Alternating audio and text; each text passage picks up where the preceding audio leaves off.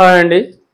ముందు క్లాస్లో మనము కుషానులకు సంబంధించిన ఇన్ఫర్మేషన్ గురించి డిస్కస్ చేసామండి. ఈ క్లాస్లో వచ్చేసి కుషానుల తర్వాత మనకు ప్రాచీన భారతదేశ చరిత్రలో నెక్స్ట్ ఇంపార్టెంట్ కాన్సెప్ట్ లాగా సంగం యుగం అని చెప్పుకుంటామండి. ఇదే సంగమ యుగాన్ని సంగం ఏజ్ అని కూడా మనం చెప్పుకోవచ్చు. సో ఇక్కడ నెక్స్ట్ కాన్సెప్ట్ ఏంటి?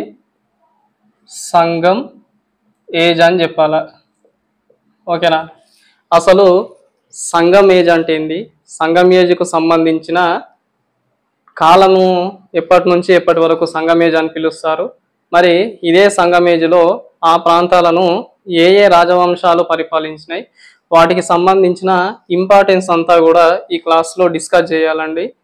ముందు క్లాస్లో ఒక చిన్న మ్యాటర్ యాడ్ చేసుకోండి. ముందు క్లాస్కి లాస్ట్ క్లాస్లో కుషానుల గురించి చెప్పేటప్పుడు కనిష్కాకు సంబంధించిన ఒక ఇంపార్టెన్స్ మెన్షన్ చేయలేదండి. అది ఏంటి అంటే, ఫస్ట్ మన ఇండియా నుంచి చైనా మీద దండయాత్ర చేసిన రాజు ఎవరు అంటే కనిష్క 1 అని చెప్పాలండి. ఓకేనా? అతను ఏం చేస్తాడంటే అతని టైంలోనే చైనా మీద దాడి చేస్తాడు. అక్కడ బ్యాడ్ లక్ ఏంది అంటే పాంచావో అని ఒక వ్యక్తి ఉంటాడండి. ఓకేనా? చైనాకు సంబంధించిన రూలర్ అయిన ఆయన చేతిలో కనిష్కుడు ఓడిపోవడం జరుగుతుంది. అంటే మన భారతదేశం నుంచి మొట్టమొదటిసారిగా చైనా మీద దండయాత్ర చేసిన పరిపాలకుడు రాజు ఎవరు అంటే కనిష్క 1 అని చెప్పాలి. ఓకేనా అండి? సో ఇక్కడ మనకు ఈ సంగమేజ్ గురించి చెప్పాలంటే అసలు సంగం అంటే ఏంది? ఓకేనా? సంగం అంటే ఏంది? ఇక్కడ సంగం అనేది ఒక సంస్కృత పదం అండి. ఓకేనా? The word Sangam is a Sanskrit word which means confluence అని చెప్తారండి. కన్ఫ్లుయెన్స్ అంటే కలయిక. ఓకేనా? రెండు నదులు కలిసే ప్రాంతాన్ని లేకపోతే సంగం అని చెప్పుకుంటాం మనం సంస్కృతంలో. ఈ సంగం అనే పదానికి ఏమర్థం వస్తుందండి? కన్ఫ్లుయెన్స్ అని చెప్పాలా. లేకపోతే ఇక్కడ మీకు ఏ అకాడమీ ఆఫ్ పోయెట్స్ అని చెప్పాలా. ఓకేనా? సంగం అంటే ఏంది? ఇది ఒక సంస్కృత పదము. దాని అర్థం ఏంది అంటే కలయిక అని చెప్పాలా. ఓకేనా? కవులకు సంబంధించిన కలయికను సంగం అని చెప్తారండి. ఇంకా ఇదే సంఘాన్ని మనం ఏమని చెప్పుకుంటామంటే ఇది కవులకు సంబంధించిన ఒక స్వచ్ఛంద ఆర్గనైజేషన్ అని చెప్తారండి. ఓకేనా? సంఘం అంటే కవులకు సంబంధించిన ఒక స్వచ్ఛంద ఆర్గనైజేషన్. మరి ఈ సంఘానికి సంబంధించిన మెయిన్ ఇంపార్టెంట్ డ్యూటీ ఏంది అంటే ఇది పాత తమిళ గ్రంథాలు రచనలు ఏవైతున్నాయో వాటిని సేకరించి వర్గీకరించే దాన్నే మనము సంఘం అని చెప్పుకుంటామండి. ఓకేనా? దీనికి సంబంధించిన మెయిన్ డ్యూటీ ఏంటి అంటే పాత తమిళ రచనలు ఏవైతున్నాయో ఆ రచనలను సేకరించి వర్గీకరించాల. అంటే collect and classifies the old Tamil text అని చెప్తాం. ఇది మీకు సంఘానికి సంబంధించిన meaning. At the same time ఈ సంగమేజ్కు సంబంధించిన పీరియడ్ కాలం ఏదైతుందో సంగం యుగానికి సంబంధించిన కాలాన్ని మనము క్రీస్తు పూర్వము 3వ శతాబ్దం నుంచి క్రీస్తు శకము 3వ శతాబ్దం వరకు చెప్పుకుంటామండి. 3rd century BC to 3rd century AD వరకు ఈ సంగమ యుగాన్ని చెప్పేసుకుంటాం. ఓకేనా?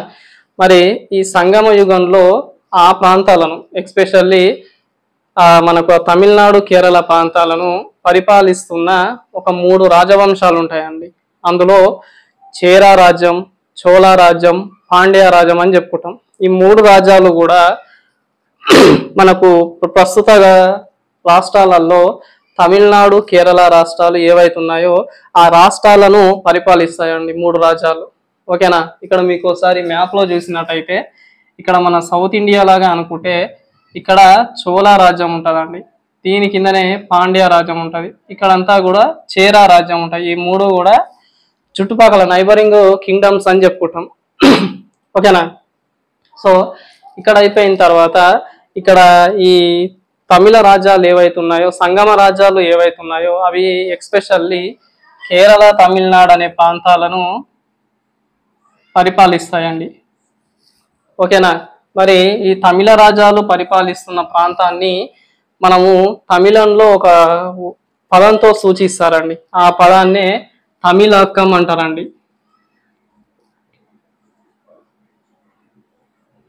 మరి తమిళకం అంటే ఏంది అంటే the land between hills of Venkatagiri, from hills of Venkatagiri to Kanyakumari. మనకు వెంకటగిరి కొండలు ఏవైతున్నాయో ఆ వెంకటగిరి కొండల నుంచి కన్యాకుమారి వరకు ఉన్న ప్రాంతానంతా కూడా తమిళకం అంటారు. ప్రజెంట్ ఈ ప్రస్తుత తమిళకం అనే రీజియన్ ఏదైతుందో ప్రాంతము మన కేరళ తమిళనాడు రెండు రాష్ట్రాలను కలుపుకొని ఉన్నదాన్ని తమిళకం అని సంగం యుగంలో అంటారు. మరి తమిళకం అనే ప్రాంతాన్ని ఎన్ని రాజ్యాలు పరిపాలించినాయంటే ముఖ్యంగా 3 రాజ్యాలు పరిపాలించినాయని చెప్పాలా. అందులో చేరా రాజ్యం, చోళ రాజ్యం, పాండ్య రాజ్యం. ఓకేనా అండి.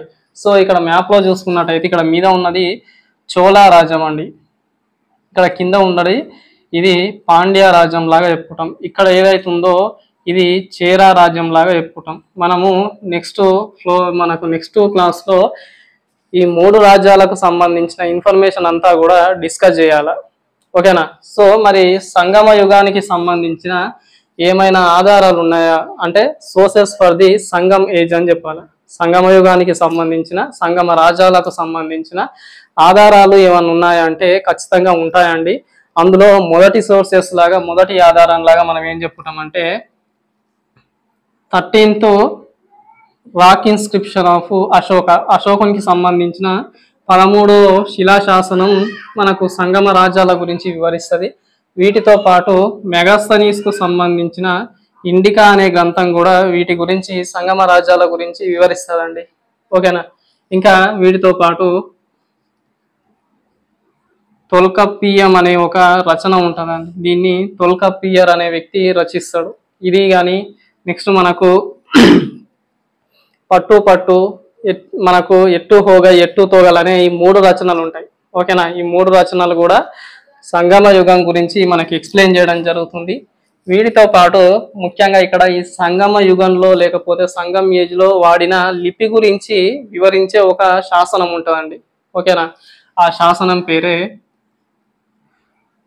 కులుగ్ మలై ఇన్స్క్రిప్షన్ అని చెప్పుకుంటాం.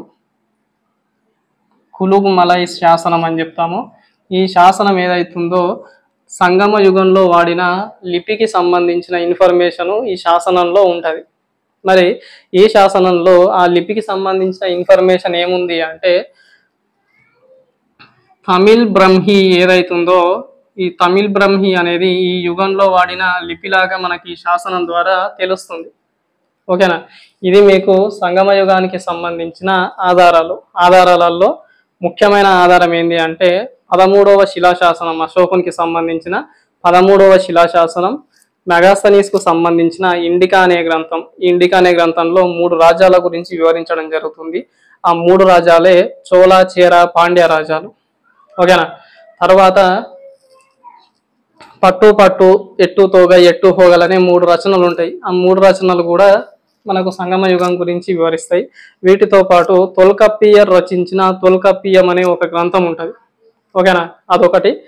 నెక్స్ట్ ఇంపార్టెంట్ ఈ కులుగుమలై శాసనం అనేది తమిళులకు సంబంధించిన లిపి గురించి వివరిస్తుంది. సంగమ యుగంలో వీళ్ళు వాడిన లిపి గురించి ఏమని చెప్తుంది అంటే తమిళ్ బ్రహ్మి అనే ఒక లిపి వాడినరు అని మనకు ఈ శాసనం ద్వారా తెలుస్తుందండి. ఓకేనా. తర్వాత నెక్స్ట్ మనము ఈ సంగమ యుగంలో ఉన్న 3 రాజ్యాలు ఏవైతున్నాయో ఆ 3 రాజ్యాల గురించి డిస్కస్ చేయాలా 1 by 1. ఓకేనా. అందులో మొదటి రాజ్యం వచ్చేసి చేరా రాజ్యం. ఓకేనా. 3 రాజ్యాలు అని చెప్పాను కదా. ఆ 3 రాజ్యాలలో ఓల్డెస్ట్ కింగ్డమ్ ఏంది అంటే ప్రాచీనమైన రాజ్యం ఏంది అంటే చేరా అని చెప్పాలా. మరి శక్తివంతమైన రాజ్యం ఏంది అంటే చోళ అని చెప్పాలా. ఓకేనా అండి. సో ఇది ఫస్ట్ ఇక్కడ ఈ చేరా రాజ్యం గురించి డిస్కస్ చేయాలి. మరి ఈ చేరా రాజ్యాన్ని ఎవరు స్థాపిస్తారంటే ఉదయన్ చేరాల్ అనే వ్యక్తి స్థాపించడం జరుగుతుంది. చేరా రాజ్యాన్ని ఎవరు స్థాపిస్తారంటే ఉదయన్ చేరాల్ అనే వ్యక్తి స్థాపిస్తాడు. మరి ఏ ప్రాంతాన్ని రాజధాని చేసుకొని స్థాపిస్తాడు అంటే మీకు వంజీ అని ఉంటుంది, లేకపోతే ఇదే ప్రాంతాన్ని కరూర్, ఈ 2 ఒకే పేరండి. వంజీ లేకపోతే కరూర్ అని ఉంటుంది. ఈ ప్రాంతాన్ని రాజధాని చేసుకొని ఈయన ఏం చేస్తాడు, చేరా అనే ప్రాంతాన్ని, చేరా అనే మనకు రాజవంశాన్ని స్థాపిస్తాడు. ఓకేనా. మరి ప్రస్తుతం ఈ చేరా అనేది ఎక్కడ ఉంటది అంటే మనకు ప్రస్తుత కేరళ రాజ్యం మీద, కేరళ స్టేట్ ఏదైతే ఉందో ఆ రాష్ట్రంలో ఉంటది. అందుకే ఈ చేరా వంశీయులను ఏమంటారు అంటే కేరళ పుత్రాస్ అని అంటారండి. వీళ్ళను చాలా ఫేమస్ గా ఏమని పిలుస్తారంటే కేరళ పుత్రాస్ అనే పేరుతో వీళ్ళు పిలుస్తారు. వంజీ అనేది వీళ్ళకి సంబంధించిన ఏంటి రాజధాని. మరి వీళ్ళకి సంబంధించిన అఫీషియల్ ఎంబ్లం అనేది ఉంటుందండి. ఈ అఫీషియల్ ఎంబ్లం అంటే మనకు రాజ్య చిహ్నం లాగా చెప్పుకుంటాం కదా, అది వచ్చేసి బౌ అని చెప్పుకుంటామండి, లేకపోతే ఆరో, విల్లు లేకపోతే బాణం అని చెప్పుకుంటాం కదా, అది వీళ్ళకి సంబంధించిన అఫీషియల్ ఇన్సైనియా లేకపోతే అఫీషియల్ ఎంబ్లం అని చెప్పుకుంటాం. మరి వీళ్ళకి సంబంధించిన ఒక ముఖ్యమైన ఓడరే ఉంటుంది, చేరా రాజ్యానికి సంబంధించిన ముఖ్యమైన ఓడరే ఉంటుంది. ఆ ఓడరే పేరే కంగనూరు. చేరా రాజ్యానికి సంబంధించిన ఒక ముఖ్యమైన ఓడరే ఉంటుంది, ఆ ఓడరేవే కంగనూరు అని చెప్పాలి. ఓకేనా. మరి ఇక్కడ ఈ ఉదయం చేరల్ గురించి ఒకసారి చూసుకున్నట్టయితే ఇతని మనకు కొన్ని ఆధారాల ప్రకారము ఉదయం చేరల్ ఎవరైతున్నారో ఇతను ఏం చేస్తాడు అంటే కురుక్షేత్ర యుద్ధంలో ఇరువైపులా ఇరు సైన్యాలు ఉంటాయి, మనకు పాండవులకు కౌరవులకు సంబంధించిన సైన్యం ఉంటది కదా, ఆ సైన్యానికి ఆహారం అనేది సప్లై చేసిండని మనకు కొన్ని శాసనాలు చెప్తాయి, లేకపోతే కొన్ని ఆధారాలు శాసనాలు మనకు ఈ ఉదయం చేరల్ గురించి చెప్తాయండి. ఓకేనా. ఇంకా ఇతని టైంలోనే మీకు రోముతోని వర్తక వాణిజ్యానికి సంబంధించిన సంబంధాలు చాలా ఎక్కువగా ఉంటాయండి. ఓకేనా. చేరా రాజ్యంలో రోమ్తోని వర్తక వాణిజ్యానికి సంబంధించిన సంబంధాలు చాలా ఎక్కువగా ఉంటాయి. ఈ సంబంధాలు బలపడడానికే రోము దేశానికి సంబంధించిన వాళ్ళు చేరా రాజ్యంలో 2 రెజిమెంట్లు అనేవి ముజూరీస్ వద్ద ఏర్పాటు చేస్తారండి. ఓకేనా. 2 రెజిమెంట్లు అనేవి ముజూరీస్ వద్ద ఏర్పాటు చేస్తారు. ఏర్పాటు చేయడమే కాకుండా ఇతను ఏం చేస్తాడంటే అగగ్రూస్ కి సంబంధించిన ఆ దేవాలయాన్ని కూడా అక్కడ నిర్మించిండు చేరా రాజ్యంలో అని కొన్ని ఆధారాలు మనకు వివరిస్తాయి. ఇది మీకు ఈ ఉదయం చేరల్కు సంబంధించిన ఇన్ఫర్మేషను. ఇతని తర్వాత చేరా రాజ్యాన్ని నెడుం చేరల్ అదాన్ అనే వ్యక్తి పరిపాలిస్తాడండి. ఈయనకు సంబంధించిన కొడుకే నెడుం చేరల్ అదాన్ అని చెప్పుకుంటాం. మరి ఈయన ఇంపార్టెన్స్ ఏంటి అంటే ఇతనికి ఒక బిరుదు ఉంటుందండి, ఆ బిరుదు పేరే ఆదిరాజా. ఆదిరాజా అనే బిరుదు నెడుం చేరల్ అదన్కు ఉంటుందండి. ఈయన పేరు ఉదయం చేరల్, ఈయన పేరు నెడుం చేరల్ అదన్. ఓకేనా. సో ఇక ఇతనికి ఒక ముఖ్యమైన బిరుదు అనేది ఉంటుంది, ఆ బిరుదు పేరే ఆదిరాజా అని ఉంటుంది. మరి ఈయన టైంలో ఏమన్నా ఇంపార్టెన్స్ ఏమన్నా ముఖ్యమైన అంశాలు ఉన్నాయంటే ఎక్కువగా ఇతను ఏం చేస్తాడు అంటే ఈ మలబార్ కోస్ట్ ఏదైతుందో మలబార్ తీరం అని చెప్పుకుంటాం, అంటే ఈ ఏరియా అంతా కూడా మలబార్ కోస్ట్ మీద చిన్న చిన్న రాజ్యాలను చిన్న చిన్న ప్రాంతాలను ఆక్రమించుకుంటాడు. మీకు నిన్నటి క్లాస్లో ఏం చెప్పిన అంటే కొంకన్ కోస్ట్ అని చెప్పిన. కొంకన్ కోస్ట్ అంటే కేవలం మహారాష్ట్ర, కర్ణాటక, గోవా ఈ 3 తీర ప్రాంతాలను కొంకన్ కోస్ట్ అంటారు. మీకు ఇక్కడ సౌత్ ఇండియాలో మనకు వెస్ట్ సైడ్ కనిపిస్తున్న తీర ప్రాంతాలంతా కూడా మలబార్ కోస్ట్ అని చెప్పుకుంటామండి. ఈ మలబార్ కోస్ట్ మీద చిన్న చిన్న రాజ్యాలను చిన్న చిన్న రాజులను ఓడించి కొంచెం సామ్రాజ్య విస్తరణకు ఇతని కాలంలో మనకు దారి తీస్తుందండి. ఇతను వీటితో పాటు యవనులు ఎవరైతున్నారో వాళ్ళను కూడా ఓడిస్తాడండి. ఓకేనా. ఇది మీకు నెడుం చేరల్ అదాన్కు సంబంధించిన ఇన్ఫర్మేషన్. ఇతని తర్వాత ఇతని కొడుకే వస్తాడు, ఆయన పేరు చేరన్ చెంగుత్తవన్. ఓకేనా. చేరన్ చెంగుత్తవన్ అని చెప్పుకుంటాం. మరి చేరా వంశంలో చేరా రాజ్యంలో చెప్పుకునేటప్పుడు ఇతని గురించి ఖచ్చితంగా డిస్కస్ చేయాలండి. ఎందుకు అంటే చేరా వంశంలోనే మనకు one of the most important king లాగా చెప్పుకుంటామండి. ఈ రాజ్యం గురించి డిస్కస్ చేయాలంటే ఖచ్చితంగా ఈయన లేనిది అది కంప్లీట్ కాదు, అలాంటి వ్యక్తి. ఇతని గురించి చూసుకున్నట్టయితే ఇతని గురించి మనకు ఒక గ్రంథం వివరిస్తుందండి. ఆ గ్రంథం పేరే శిలాపదికారం అని చెప్పుకుంటామండి. ఈ శిలాపదికారం అనే గ్రంథము చేరన్ చెంగుతవన్ గురించి వివరించడం జరుగుతుంది. అట్ ది సేమ్ టైము ఈ శిలాపదికారం ఏదైతుందో ఇది ఎవరు రచిస్తారు అంటే ఇలాంగో అడిగల్ అనే వ్యక్తి రచిస్తాడండి. ఇలాంగో అడిగల్ ఈ వ్యక్తి శిలాపదికారం అనేది రచిస్తాడు. ఇతను మరి ఈ శిలాపదికారము దేని గురించి వివరిస్తుంది అంటే మనకు చేరన్ చెంగుతవన్కు సంబంధించిన ఎక్స్పెడిషన్ అండి. దాడులైనా సరే, ఆక్రమణలైనా సరే, అతని విజయాల గురించి విక్టరీస్ అండ్ ఎక్స్పెడిషన్స్ అని చెప్పుకుంటాం. వాటి గురించి విక్టరీస్ అబౌట్ చేరన్ చెంగుతవన్ అని చెప్పుకుంటాం. ఆయన విజయాల గురించి వివరిస్తున్న గ్రంథమే శిలాపదికారం అని చెప్పుకుంటాం. ఈ శిలాపదికారాన్ని ఇలాంగో అడిగల్ అనే వ్యక్తి రచిస్తాడండి. మరి ఇలాంగో అడిగల్ ఎవరో కాదు, చేరన్ చెంగుతవన్కు సంబంధించిన స్వయాన తమ్ముడు, బ్రదర్ అని చెప్పుకుంటాం. మరి ఇంకా ఈ చేరన్ చెంగుతవను అయిన టైంలో జరిగిన కొన్ని ఇంపార్టెన్స్ ఏంటి అంటే ఇక్కడ ఇతను ఏం చేస్తాడంటే కన్నగి దేవాలయాన్ని నిర్మిస్తాడండి. కన్నగి టెంపుల్ ఏదైతుందో ఈ టెంపుల్ నిర్మిస్తాడు. ఇదే కన్నగి టెంపుల్ను ఇంకొక పేరుతో పిలుస్తారండి, కన్నగి కొట్టం అనే పేరుతో పిలుస్తారు. ఓకేనా, కన్నగి కొట్టం అనే పేరుతో ఈ కన్నగి దేవాలయాన్ని నిర్మిస్తాడు చేరన్ చెంగుతవన్. మరి ఈయన ఈ దేవాలయాన్ని నిర్మించడమే కాకుండా హిమాలయాల నుంచి ఒక రాయిని తీసుకొస్తాడండి. ఓకేనా, ఒక రాయిని తెప్పించి ఆ రాయిని గంగా నదిలో కడుగుతాడండి. కడిగించి ఆ రాయితోని కన్నగి ప్రతిమను తయారు చేయిస్తాడు. ఓకేనా, ఎవరైనా సరే గుడి కట్టిస్తారు, తర్వాత పట్టించుకోవడం మర్చిపోతారు. సో ఇక్కడ ఉన్న మనకు చేరన్ చెంగుతవన్ ఏం చేస్తాడు అంటే గుడి కట్టించడమే కాకుండా హిమాలయాల నుంచి ఒక శిలను తెప్పిస్తాడండి. ఒక రాయిని హిమాలయాల నుంచి తెప్పించి ఆ రాయికే మన కన్నగి విగ్రహాన్ని ఏం చేస్తాడు అంటే ఆ కన్నగి ప్రతిమ ఏదైతుందో దాన్ని చెక్కిపిస్తాడండి. చెక్కిపించి ఆ గుళ్ళో ప్రతిష్ట చేస్తాడు. ఇప్పటికీ మనము ఎప్పుడైనా సరే ఇది కేరళ కర్ణాటక బార్డర్లో, ఓకేనా, కేరళ కర్ణాటక బార్డర్లో ఈ టెంపుల్ ఉంటుందండి. ఓకేనా, ఈ కన్నగి కొట్టం అంటారు దీన్ని.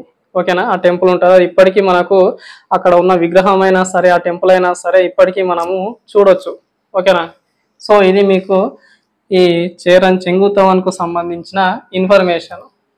ఇదే మనకు సంగమ రాజ్యాలలో నెక్స్ట్ ఇంపార్టెంట్ సంగమ రాజ్యం లాగా చోళ అని చెప్పుకుంటామండి.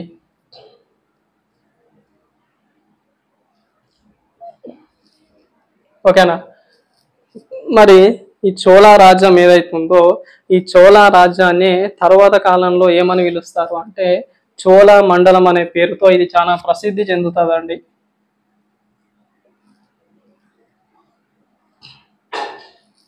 మరి చోళ మండలం ఏదైతుందో ఈ చోళ మండలం ప్రస్తుతం మరి ఎక్కడ ఉన్నది ఏంది అంటే పెన్నార్ వెల్లర్ అని 2 నదులు ఉంటాయండి.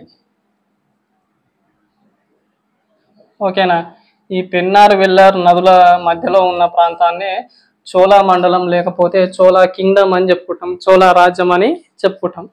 మరి ఇక్కడ చూసుకున్నట్టయితే ఈ చోళ రాజ్యాన్ని ఎవరు స్థాపిస్తారు? ఓకేనా, మరి వీళ్ళకి సంబంధించిన రాజధానులు ఏంటివి? ఓకేనా, మరి చోళ రాజ్యానికి సంబంధించిన రాజధాని లాగా మనం ఏమని చెప్పుకుంటాం అంటే ఉరయ్యూరు అని మొదటి రాజధాని ఉంటుంది. చోళులకు సంబంధించిన మొదటి రాజధాని ఉరయ్యూరు అని ఉంటుందండి. తర్వాత ఇదే చోళులకు 2వ రాజధాని ఉంటుంది, దాన్నే పూహార్ అని చెప్పుకుంటాం. చోళుల 2వ రాజధాని పూహార్ అని చెప్పుకుంటాం. ఇదే పూహార్ను కావేరి పట్టణం లాగా కూడా పిలుస్తారు తర్వాత. ఓకేనా, పూహార్ అంటే కావేరి పట్టణం అని చెప్పాలా. మరి వీళ్ళకి సంబంధించిన ఇంపార్టెంట్ ఏముంటుంది ఇక్కడ మనకు ఇన్సైనియా చెప్పుకోవాలి. ఇంపార్టెంట్ సింబల్ ఏముంటుంది వీళ్ళకు అంటే టైగర్ అని చెప్పాలండి. పులి ఏదైతుందో వీళ్ళ రాజచిహ్నం లాగా పనిచేస్తుంది. చోళులకు సంబంధించిన రాజచిహ్నం లాగా పులి ఉంటుంది. మరి వీళ్ళకు నెక్స్ట్ మరి ఈ చోళ వంశాన్ని ఎవరు స్థాపిస్తారు అంటే యలారా అనే వ్యక్తి స్థాపిస్తాడండి. చోళ రాజ్యాన్ని యలారా అనే వ్యక్తి స్థాపిస్తాడు. ఇతను ఏం చేస్తాడంటే మొట్టమొదటిసారిగా శ్రీలంక మీద దాడి చేస్తాడండి. శ్రీలంక మీద దాడి చేసి ఇదే శ్రీలంకను ఒక 50 సంవత్సరాలు పరిపాలిస్తాడు యలారా అనే వ్యక్తి. ఇక్కడ యలారా గురించి చూసుకుంటే మన భారతదేశం నుండి మొట్టమొదటిసారిగా శ్రీలంకపై దాడి చేసి ఆ శ్రీలంకను జయించిన మొట్టమొదటి రాజులాగా యలారా అని చెప్పుకుంటామండి. ఇంకా చోళ వంశంలో కూడా మొట్టమొదటి రాజు పరిపాలకుడు ఎవరైతున్నారో అతను శ్రీలంక మీద దాడి చేసిన వ్యక్తిలాగా కూడా ఆ క్రెడిట్ కూడా మన యలారాకే ఉంటుంది. ఓకేనా. ఇతని తర్వాత ఇదే వంశంలో మనకు నెక్స్ట్ ఇంపార్టెంట్ పర్సన్ ఎవరు ఉంటారు ఇతని తర్వాత అంటే కరికాల చోళ అనే వ్యక్తి ఉంటాడండి. ఓకేనా. కరికాల చోళ అనే వ్యక్తి ఈ చోళ రాజ్యంలోనే మనకు మోస్ట్ ఇంపార్టెంట్ పర్సన్ లాగా చెప్పుకుంటాం. మరి ఇతని టైంలో ఇతన్ని కరికాల అని ఎందుకు అంటారంటే ఇతనికి ఒక కాలిన లెగ్ ఉంటుందండి, చారిడ్ లెగ్ అని ఉంటుంది. ఇతన్ని ఒక కాలు ఏముంటుంది అంటే కాలిపోయి ఉంటుంది, అందుకే ఇతన్ని కరికాల చోళ అంటారు. ఎందుకు అంటే ఇతను చిన్న వయసులో ఉన్నప్పుడు మనకు ఫైర్ యాక్సిడెంట్ అనేది జరుగుతుంది. ఆ ఫైర్ యాక్సిడెంట్లో ఇతనికి సంబంధించిన ఒక కాలు అనేది కాలిపోవడం జరుగుతుంది. అందుకే ఇతన్ని కరికాల చోళ లేకపోతే చార్డ్ లెగ్ పర్సన్ అని కూడా చెప్పుకుంటాం.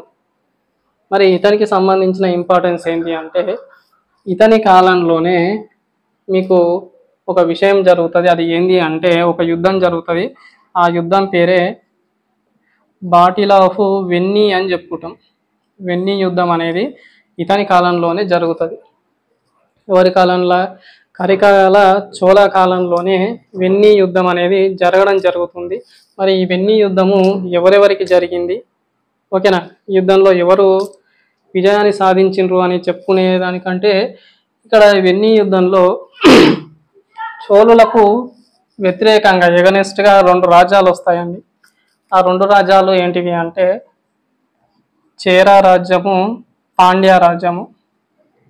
ఈ చేరా పాండ్య రాజ్యాలతో పాటు ఇక్కడ లోకల్గా ఉన్న ఒక 11 మంది రాజులు కూడా చోళులకు ఎగనెస్ట్గా, కరికాల చోళునికి ఎగనెస్ట్గా యుద్ధం జరగడం జరుగుతుంది. ఆ యుద్ధంలో చేరా పాండ్య రాజాలతో పాటు లోకల్గా ఉన్న 11 మంది రాజులను ఓడిస్తాడండి ఈ కరికాల చోళ అనే వ్యక్తి. ఓకేనా.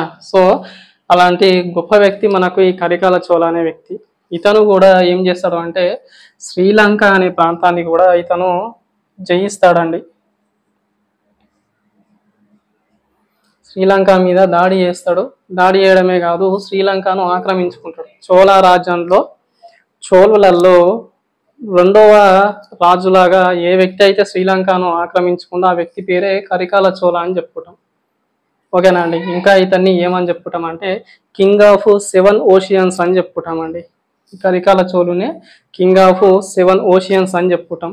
ఇంకా ఈ కరికాల చోళ ఏం చేస్తాడంటే శ్రీలంక నుంచి ఒక 12,000 మంది బానిసలు ఎవరైతున్నారో ఆ బానిసలను చోళ రాజ్యంలోకి తీసుకొని వచ్చి ఇక్కడ ఏం చేస్తాడంటే కావేరి నది మీద కరకట్ట అనేది నిర్మిస్తాడండి. చూడండి, తక్కువలో తక్కువ ఒక 12,000 మంది శ్రీలంక నుంచి బానిసలను తీసుకొచ్చి ఆ తెచ్చిన బానిసలందరినీ కూడా దేనికి ఉపయోగిస్తాడు అంటే కావేరి నది మీద ఉన్న కరకట్ట కట్టడానికి ఉపయోగించడమే కాకుండా ఈ పూహార్ అనే ఒక సిటీని కూడా ఇతను నిర్మిస్తాడండి. ఇతని కాలం నుంచే పూహార్ అనేది 2వ రాజధాని, 2nd క్యాపిటల్ ఆఫ్ చోళాస్ లాగా వర్క్ చేస్తుందండి. అంటే కావేరి పట్టణం అనేది ఇతనే నిర్మిస్తాడు. కావేరి మీద కరకట్ట అనేది కూడా ఇతనే నిర్మిస్తాడు. ఇంకా చోళ రాజ్యంలో చెరువులు, ఓకేనా అండి, చెరువులు, వాగులు ఇవన్నీ కూడా ఈయన ఏం చేస్తాడంటే రిజర్వాయర్స్ ఇవన్నీ ఇతను త్రవ్విస్తాడండి for the purpose of agriculture usage. వ్యవసాయం కోసం, వ్యవసాయ అభివృద్ధి కోసం చెరువులు, ఆనకట్టలు, వాగులు అనేవి ఇతను త్రవ్విస్తాడు కరికాల చోళ అనే వ్యక్తి. ఓకేనా. సో త్రవ్వించిన తర్వాత ఇతను కూడా మీకు ఇతనికి ఇంకా ఏముంటుంది అంటే వీళ్ళు కూడా రోమ్తో వ్యాపార సంబంధాలు కలిగి ఉంటాయండి చోళులకు కూడా. ఓకేనా. ఇది మీకు కరికాల చోళకు సంబంధించిన ఇన్ఫర్మేషన్. వీళ్ళ తర్వాత నెక్స్ట్ మనకు పాండ్యుల గురించి చెప్పాలా.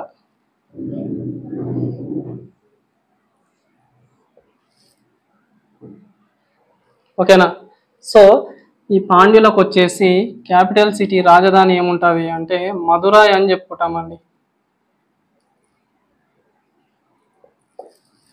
పాండ్యులకు సంబంధించిన క్యాపిటల్ సిటీ మదురై అని చెప్పుకుంటాము.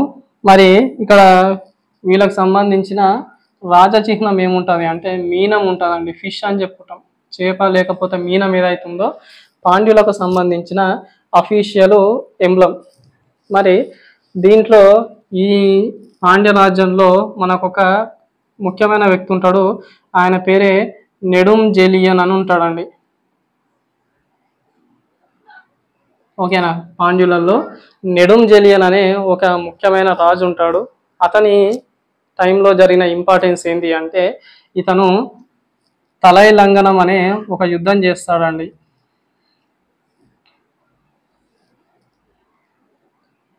బాటిల్ ఆఫ్ తలైలంగనం అనే యుద్ధము ఈ నెడుంజెలియన్ చేస్తాడండి. ఓకేనా. ఈ తలైలంగనం యుద్ధంలో ఇతను ఏం చేస్తాడు అంటే చోళ చేర రాజ్యాలను ఓడిస్తాడండి కంబైన్గా. ఓకేనా. ఇంకా ఇతని టైంలో కూడా రోమ్తోని ఈ సంగమ రాజ్యాలు ఏవైతున్నాయో వీళ్ళందరూ కూడా రోమ్తో ఎక్కువ ఏం చేస్తారంటే వ్యాపార వాణిజ్య సంబంధాలు అనేవి అభివృద్ధి చేసుకుంటారండి. ఇతను రోమ్ దేశానికి సంబంధించిన మనకు ఈ ఒక పరిపాలకుడు ఉంటాడండి రోమ్లో. ఓకేనా. అతనితో కంపేర్ చేస్తారు ఇతన్ని. అతని పేరు ఏం పేరు అంటే అగస్తస్ అని చెప్పుకుంటామండి. అగస్తస్ లాగా ఇతన్ని కంపేర్ అతనితో పోలుస్తారు. ఎట్ ది సేమ్ టైము అగస్తస్ లాగానే ఇతను ఏం చేస్తాడు అంటే నాణాలు అనేవి ముద్రిస్తాడండి. నెడుంజెలియన్ అనే వ్యక్తి అగస్తస్ లాగా ఏం చేస్తాడు అంటే నాణాలు అనేవి ముద్రిస్తాడు. ఇంకా ఇక్కడ మన సంగమ రాజ్యాలు అనేవి పతనానికి కారణం డిస్కస్ చేయాలి. ఎందుకు అంటే ఇది మీకు పాండ్యాకు సంబంధించిన ఇన్ఫర్మేషన్. ఓకేనా. తర్వాత ఈ సంగమ రాజ్యాలు ఏవైతున్నాయో అవన్నీ కూడా అంతమవడానికి కారణం ఏంటి అంటే వీరికి పడదండి. చేరాతోని చోళాకు పడదు, పాండ్యాకు చేరా చోళాతోని పడదు. వీళ్ళే కొట్టుకోవడం, యుద్ధాలు చేసుకోవడం, ఒకరి ప్రాంతాలను ఒకరు ఆక్రమించుకోవడం. ఓకేనా. నైబరింగ్ కాన్ఫ్లిక్ట్స్ అని చెప్పుకుంటాం. సంగమ రాజ్యాలు అంతమవడానికి కారణం ఏంటి అంటే ఈ నైబరింగ్ కాన్ఫ్లిక్ట్స్ ఏవైతే ఉంటాయో మనకు చుట్టుపక్కల ఉన్న రాజ్యాలతో, ఇరుగు పొరుగు రాజ్యాలతో అస్తమానం యుద్ధాలు చేస్తుంటారండి. వాళ్ళ ప్రాంతాలు వీళ్ళు ఆక్రమించుకోవడం, వీళ్ళ ప్రాంతాలు వాళ్ళు ఆక్రమించుకోవడం. ఆ రీజన్ వల్ల సంగమ రాజ్యాలు అనేవి అంతరించిపోతాయండి. ఇది మీకు సంగమ ఏజ్కు సంబంధించిన ఇన్ఫర్మేషన్. తర్వాత సంగమ కింగ్డమ్స్కు సంబంధించిన ఇన్ఫర్మేషన్ మనం తర్వాత క్లాస్లో ఏం చేస్తామంటే ఇదే సంగమ యుగానికి సంబంధించిన సంగమ పరిషత్స్ అని ఉంటాయండి. ఓకేనా. సంగం కౌన్సిల్స్ అని చెప్తాం. ఇవి మనకి హిస్టరీలో 3 సంగం కౌన్సిల్స్ జరుగుతాయండి. ఓకేనా. ఈ 3 సంగం కౌన్సిల్స్ గురించి మనం డిస్కస్ చేయాలి. అది నెక్స్ట్ క్లాస్లో డిస్కస్ చేద్దామండి. Thank you.